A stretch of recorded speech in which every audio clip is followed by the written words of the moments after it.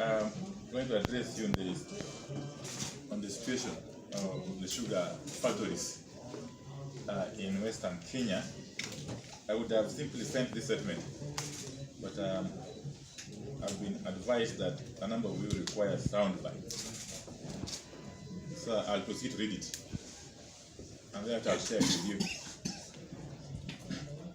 Now, it's about the closure of sugar mills, or sugar millers, in Nyanza and Western Kenya.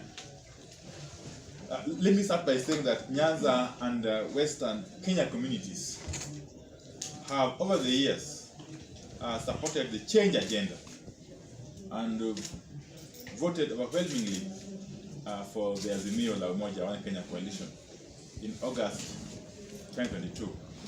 Now, these communities have remained steadfast in their quest for social, economic, and electoral justice, and participated very, very actively in the recent protests called by Azimio against the rising cost of living. Now, as leaders of these communities, we are, however, deeply disturbed by recent policies by the Kenya Kwanza regime that appear to be tailored to target, isolate, and systematically kill the economic base of these communities. Last week, you'll recall that we protested the deliberate steps to ensure registered farmers do not access state-supplied, subsidized fertilizers. Now, we continue to believe that this denial of access to subsidized fertilizer is meant to drive a political agenda of the Kenya Kwanza regime and punish these two communities. And let me clarify and emphasize indeed, because yesterday I had Mr. RIGATHI Gachagua say while in Nakuru that I was complaining about discrimination against the Luo people, the Luo farmers, on the supply of this fertilizer, and yet those farmers had not registered, and that during the registration of farmers they were participating in mandamano. Now let me remind Mr. Gachagua that I don't just talk out of turn. If you hear me talk, you must be sure that I have the facts. And I don't just speak for the purpose of seeking attention. Any of you can go now to Siaya, Homa Bay, and indeed the Luo part of Migori counties, and you will confirm for yourselves that none of the registered farmers from those counties has received subsidized fertilizer from the NCBB depots in their own regions. I am not talking about unregistered farmers. I am talking about registered farmers. And even those farmers who are yet to be registered, it is the duty of the state to have them registered. It's the duty of the state to take services to the people and not to discriminate against them under whatever guise, against the clear provisions of Article 27 of the Constitution. So Gachagua should be properly guided.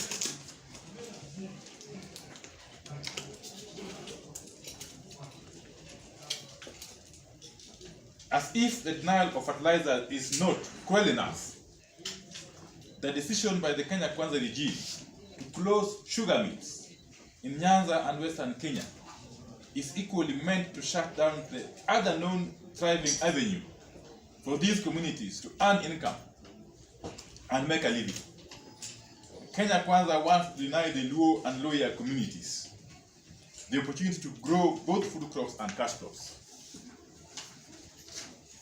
We demand the immediate lifting of the decree on sugar millers, just like we continue to demand that our farmers be allowed to access subsidized fertilizers as a right. We have established that the closure of sugar mills was initiated by the Agriculture and Food Authority, that is AFA. which claim to have established a shortage of cane supply in Western and Nyanza. The letter, issued by the Sugar Directorate of AFA on 17th July this year, was a total mischief, making the AFA a willing participant in the evil schemes by the state to sabotage and kill the economies of the Luo and Luhya nations for their political beliefs and positions. We see a political pattern and agenda in the report by AFA, which claimed that there would be a deficit of cane production, totaling 951,195 tons by June 2023, affecting Kibos, Soni, Mumias, Sukari, and Kwale mills.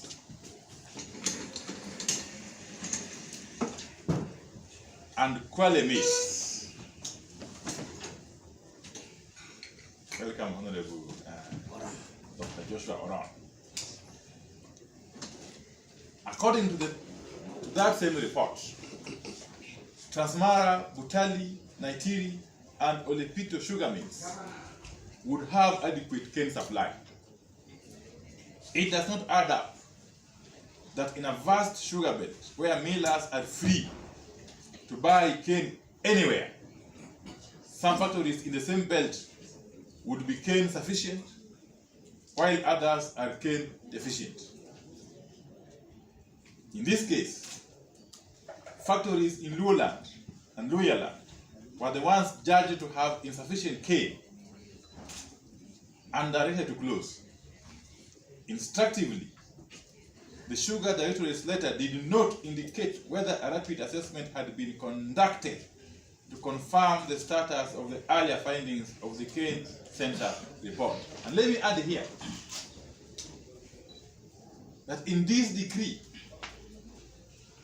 none of the public millers has been allowed to continue milling. The few factories which have been allowed to continue milling on account of having sufficient cane are private mills. One or two private mills which have been stopped from milling are actually owned by people who are at the center of these sugar imports. So you can see the game being played here. You know, I can go on, and I've got a full dossier in my office. Yes, which if I'm called upon, I'm willing to share with the public in due course. It's a very, very, very serious and vicious cartel that we're dealing with here. Okay?